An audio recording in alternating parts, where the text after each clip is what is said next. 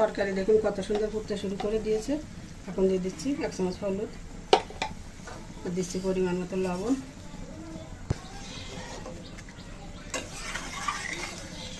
তারপরে নেড়ে ছেড়ে মিশিয়ে নিলাম। এখন দিয়ে দিচ্ছি কুমড়োর শাকগুলো,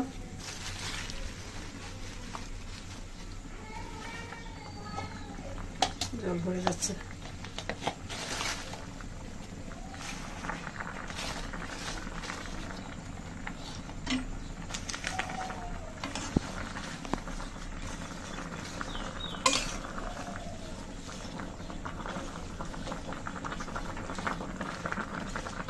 আমার এই সহজ রান্না যদি আপনাদের কাছে ভালো লাগে চ্যানেলকে সাবস্ক্রাইব করে সাথে থাকবেন, আর এইভাবে বাসায় করে খেয়ে দেখবেন। একদম স্বাস্থ্যসম্মত মশলা ছাড়া রান্না,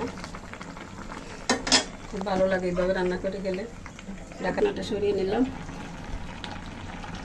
একটু দেখে নি কি অবস্থা। ভেজিটেরিয়ান ফ্লেভার বন্ধুরা, একদম মজে গেছে। নির্ভেজাল কিন্তু মশলা ছাড়া দেখুন স্বাস্থ্যসম্মত রান্না। তরকারি কালারটা দেখুন বন্ধুরা, কাঁচা লঙ্কা দিয়ে রান্না।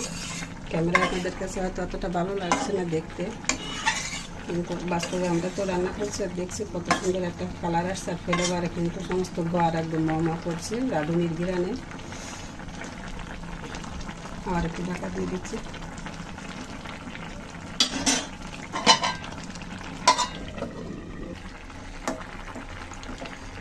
রান্না কিন্তু হয়ে গেছে দেখুন, শাক কিন্তু কত সুন্দর সিদ্ধ হয়ে গেছে, একদম ফুটে যাচ্ছে। দেখুন একদম সিদ্ধ হয়ে গেছে।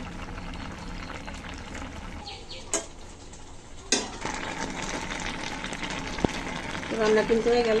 এখন আমি তরকারি নামিয়ে নেব। দেখুন সব তরকারি কিন্তু একদম সুসিদ্ধ হয়ে গেছে,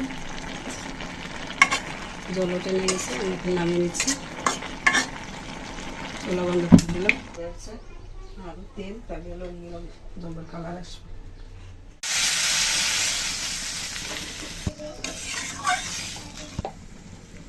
তরকারি দেখুন কত সুন্দর ফুটতে শুরু করে দিয়েছে। এখন দিয়ে দিচ্ছি 1 চামচ হলুদ, আর দিচ্ছি পরিমাণ মতো লবণ,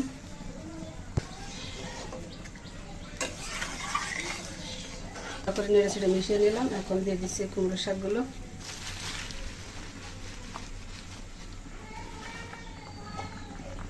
জল ভরে যাচ্ছে।